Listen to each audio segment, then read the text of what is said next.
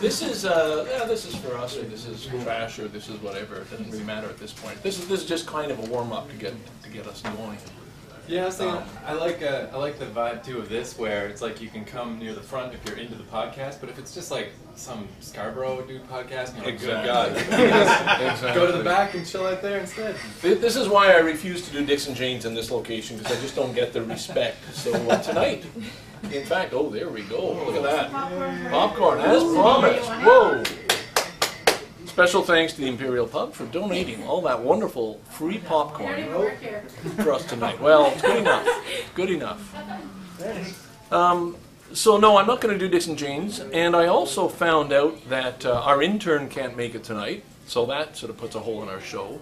And then the other half, Brent, claims he has to work late. So there goes gappage. That's 2 shows. But fortunately, at the very end of my last show, sitting in a park about 2-3 days ago, I came up with an idea for another podcast I'd like to do called Having Said That.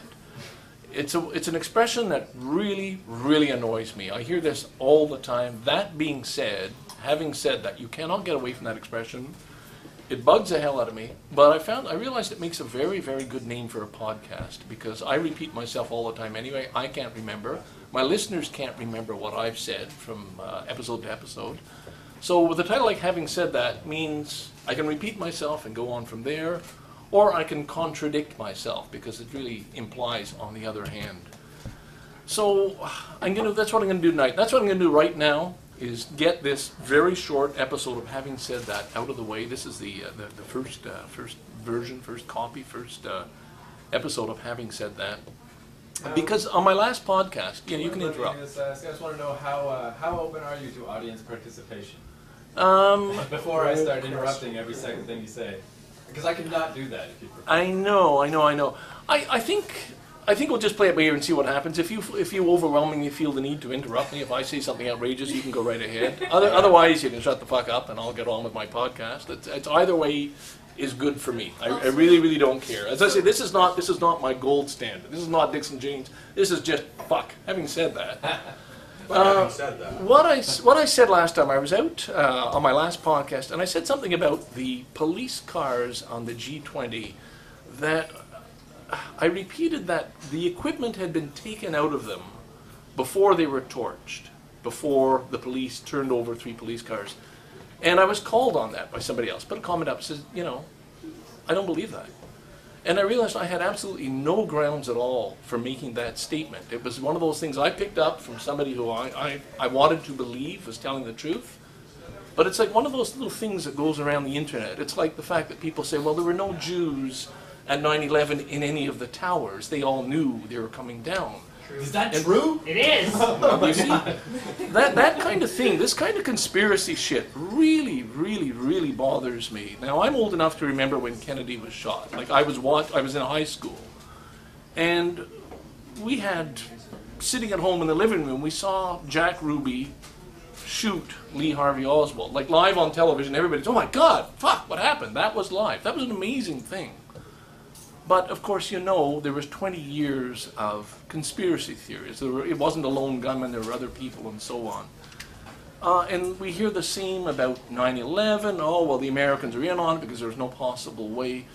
And the trouble with the internet is people just start repeating these things and putting up pictures and putting documentaries, and it becomes very credible. Like, oh, yeah, it's real. Of course it's real. I heard it. And people keep repeating. And the more it's repeated, the more real it becomes. And that bugs the hell out of me. And then I found I was guilty of doing the very same thing, of going around wanting to believe, which I do, I think, that the police at the G20 deliberately abandoned 3 police cars to be torched so that they would have an excuse to come down and stomp on everybody the next day.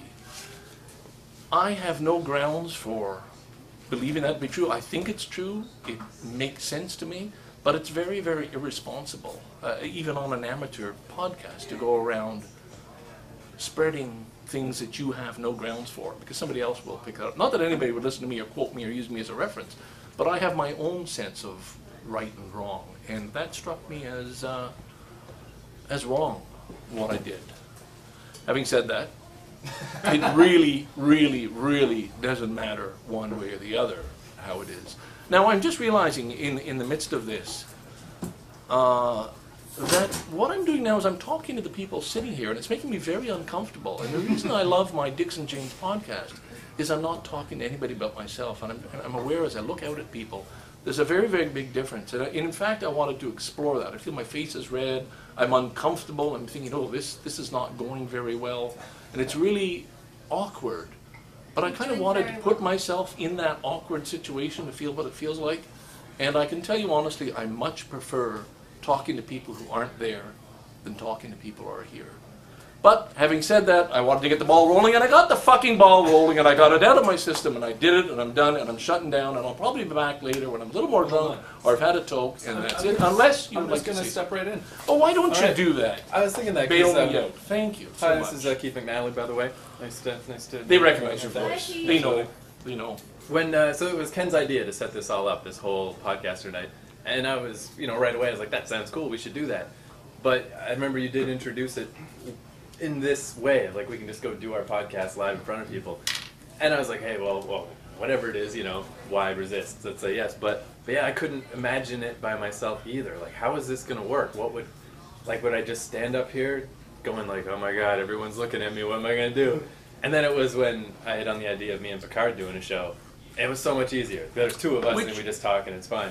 Which went very well. That was a great show, and it was very impromptu. And I think that's the spirit we're trying to capture here. This is an experiment, and this is new, and this is untrodden ground. This is just something. The idea of having people just sort of come up and give it a shot. I appreciate you coming up and doing that. You can stick around for a minute. You want to just have a little chat for a couple of minutes? Because I am interested in this. Like, are you gonna continue to try to forge this ground of the solo live podcaster? It really is like it's a bold move. Like, I couldn't even conceive of how it would, unless, because I was thinking, for me, I was like, okay, if I'm going to do this, how is it not going to just turn into stand-up comedy?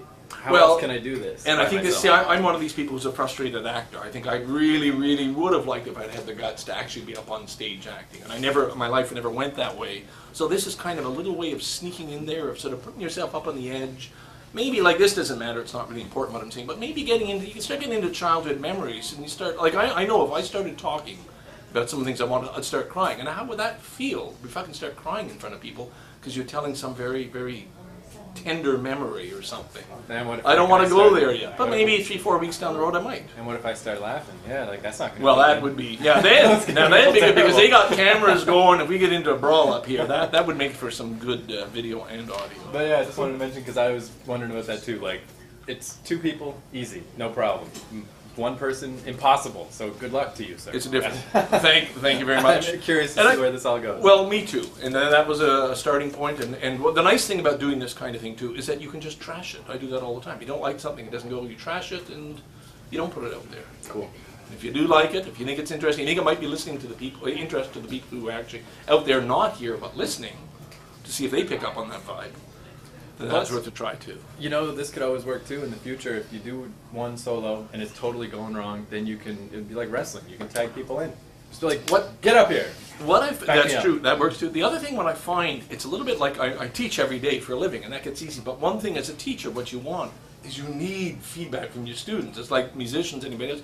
You need some feedback, and when you get this silence, that's the part that scares you. You'd rather somebody laughed, you'd rather somebody talked over it, you'd rather somebody called you on it.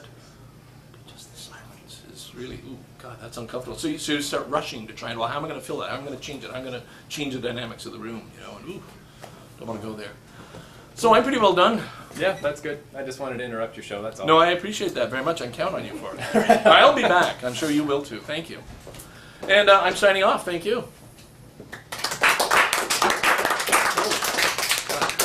Oh, I have to come back on. There were some announcements. This book, absolutely amazing book, Six String Nation. If anybody was at PAB 2008 in Ottawa, Joey Taylor was there, gave a presentation. Lovely book, full of pictures, tells the story of this most amazing guitar. This is a prize tonight. I figured this kind of a gathering, we got to give out prizes. So I will be asking some very difficult questions later on. Whoever has the answer will win this prize. Anybody wants? Unfortunately, somebody tried to peel off the price sticker, but if you can clean that off, it'll make a nice gift for you to give somebody for Christmas. And also, we have a few tip-tap-tip, very rare, very hard to get, Badges. I don't know. Do the Squid Pod people even have these? Yeah, we gotta have. You got some too. got it All right. all. Well, you don't count, but others. These are collector's badges, by the way. We do have some very, very interesting people, and I hope that somebody's podcast sometime down the road actually, when the place fills up, if it goes around actually introducing and announcing who else is here, and I think that's fun too, because this is a new dynamic, and every group that gets together forms a new dynamic. Thank you, and I'm off. Bye-bye.